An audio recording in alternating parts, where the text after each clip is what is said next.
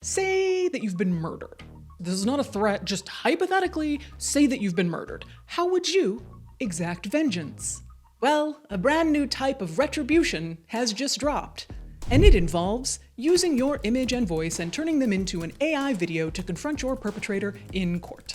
That's right, you, who are dead, are going to give your own victim impact statement.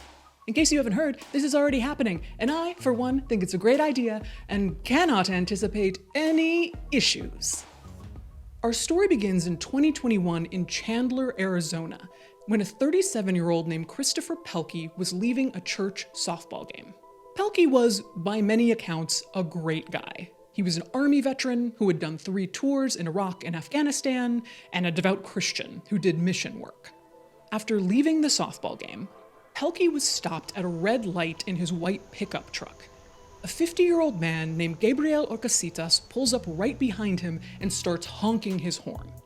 According to witnesses, Pelkey gets out of the truck, turns around towards the honking car, and starts shrugging, doing the "why are you honking, bro?" shrug. We've all seen someone do it. Orcasitas claimed he feared for his life in this moment. He said Pelkey was coming toward him in a threatening manner, though witnesses would dispute this. Orcasitas pulled out his gun and shot Pelkey 3 times, killing him. Orcasitas was charged in a road rage-motivated homicide. After 3.5 years and 2 trials, a jury finally found him guilty of reckless manslaughter. Cut to May of 2025 at Orcasitas' sentencing hearing. Christopher Pelkey's family collected victim impact statements to be read in court. Now, victim impact statements are when victims describe the effect that the crime had on their lives. It allows the judge to hear thoughts and opinions from both sides before handing down their final ruling. Pelkey's family collected 49 victim impact statements from his prom date, his army buddies, his family members. But the wild twist was, on a TV in the courtroom, up pops Christopher himself. Before we watch the victim impact statement from Chris, a few things you should know. This was made by his sister Stacy with help from other family. Into AI software, they fed pictures and images of Chris while he was still alive, an audio file from an interview with Chris a few months before he was killed, and a script that she, his sister, wrote. The statement is about 3 minutes or so let's watch it together, and remember, this was played in a court of law. Hello. Just to be clear for everyone seeing this, I am a version of Chris Pelkey recreated through AI that uses my picture and my voice profile. I was able to be digitally regenerated to share with you today. Hi, Chris. Hi. Hello. Thank you for that introduction. Thank you for making things clear. I don't think you really needed to say that. I don't know if anyone is confused that you're not a real person. You're not like one of those New York Times things where they put AI against not AI and you have to guess because the AI is now so dazzlingly realistic. But here is insight into who I actually was in real life. Take a look. All right, I'm Chris Pelkey. I served with the United States Army in the infantry. I'm from upstate New York. And what else? Where'd you deploy?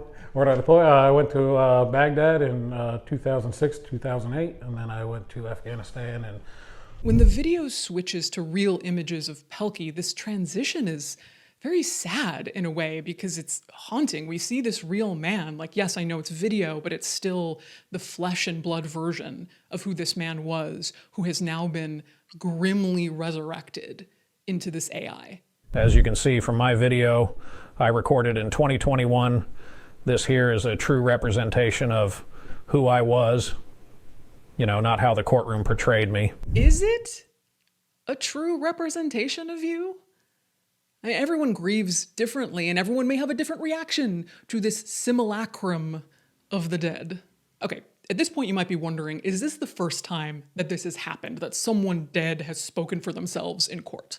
It was a strange case in the New York Court of Appeals in March of this year where a plaintiff in an employment dispute was trying to use an AI avatar as his lawyer to defend him in court. May it please the court. I come here today a humble pro se before a panel of 5 distinguished justices. The judge in this case was not happy. I don't appreciate being misled. But yes, Christopher Pelkey is the first AI of a dead person to officially appear in court. An exciting first. So, I would like to make my own impact statement. You cannot make your own impact statement, Chris. You are dead. This was written by your sister and fed into a machine. We've seen it go wrong before when someone resurrects the dead with like a hologram and then writes a script for them to perform.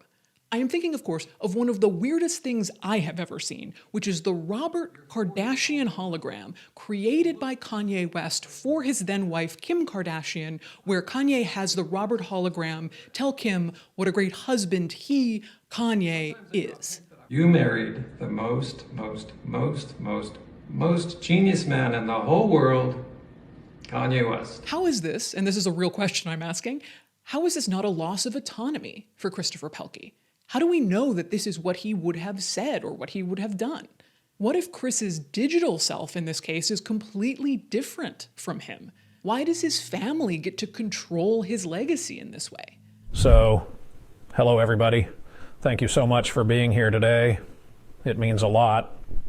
I can't tell you how humbled I am for those that spoke up for me, everyone who flew in, took off work, those who are watching this remotely, and for everyone who has supported my family and loved ones through 3.5 years and 2 trials.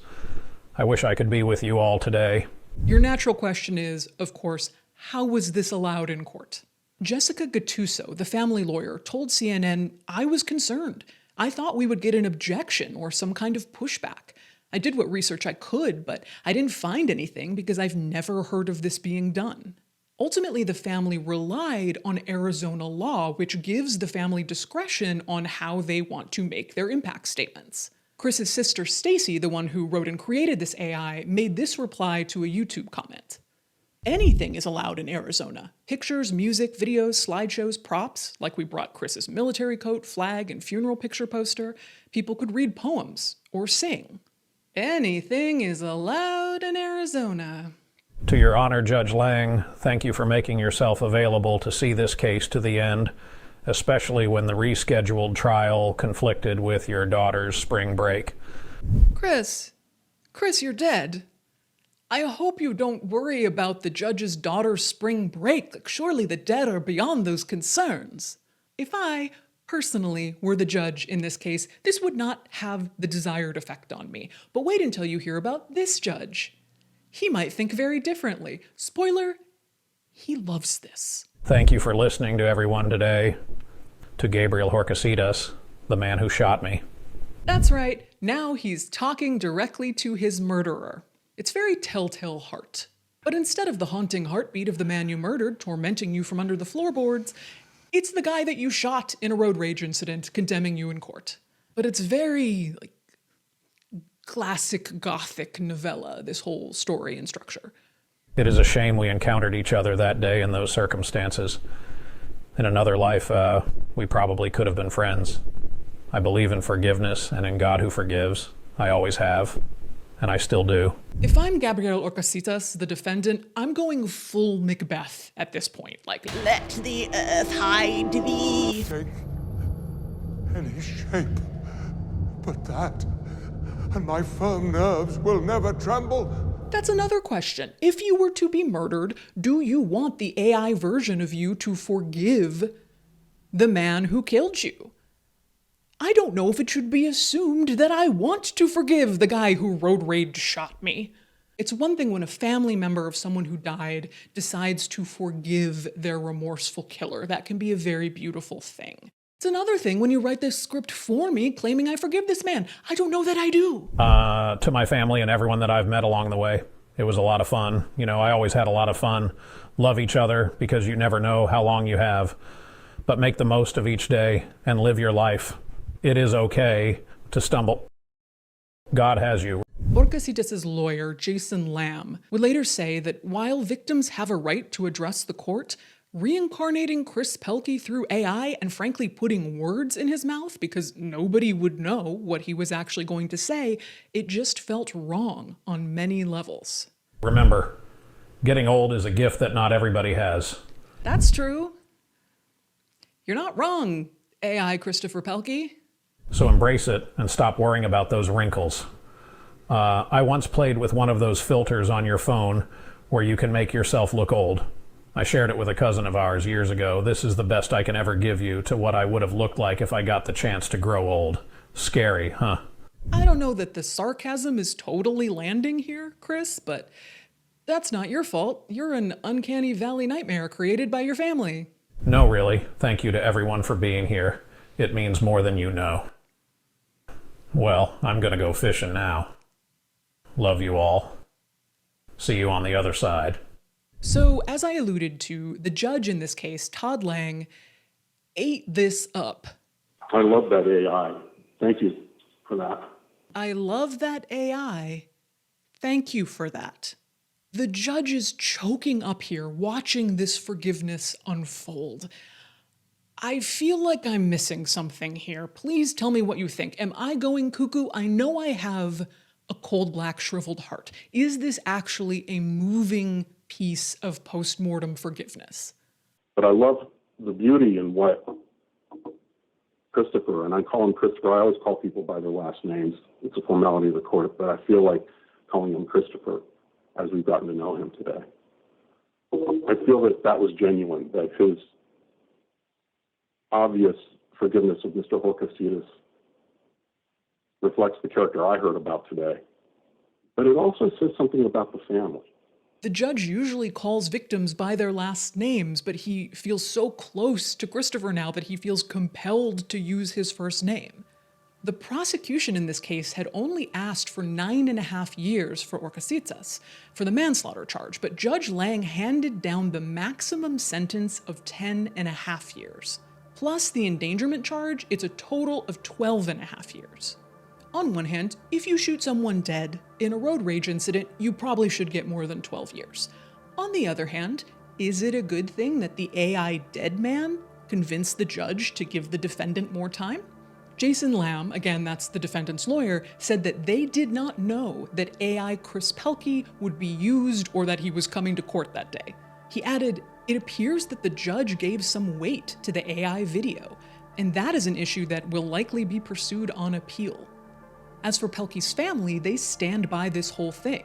Stacey Wales, Chris's sister that made this AI, has a YouTube channel where she says that she pioneered AI ethics in law, creating AI Chris. The process has made Stacey reflect on her own mortality, to the point that she went and locked herself in a closet and made a 9-minute audio video so the family would have content of her to be made into AI when the time comes. She said creating AI Chris was healing for her family, and that her 14-year-old son told her, "Thank you so much for making that. I needed to see and hear from Uncle Chris one more time." Now, what we don't do on this channel is judge how people choose to grieve. And if the family had made this AI version of Chris just for a healing journey within their own family, do I privately worry about that a little bit? Yes, but I'm not gonna come publicly and pile on them. Absolutely not. But this use of AI has the potential to affect law and prison terms. It already did affect a prison term the first time. It's already working.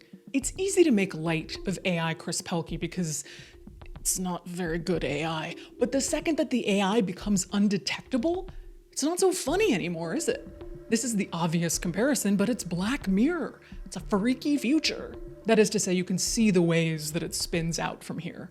Former prosecutor Scott Schlegel brought up the question, consider when a murder case needs to be retried, but a key witness has died. Normally, prosecutors would offer the transcript of the witness's prior testimony, but what if they create an AI recreation of that witness delivering the exact same testimony? There are all sorts of ways that AI could potentially be used in courts and in law, and we know that the laws around AI are already lagging far behind where they need to be. And none of this takes into consideration the dead person and their consent to be used this way. What are your thoughts? I feel like this is going to be a doozy. I'm experimenting with shorter videos, which means we don't need to roll the whole beautiful bean footage of the patron list, but I want to share some patrons just to show my continuing appreciation. I don't know, just pictures of like very real, some pictures of like some very real things. This is patrons and some pictures of some very real things. Thank you.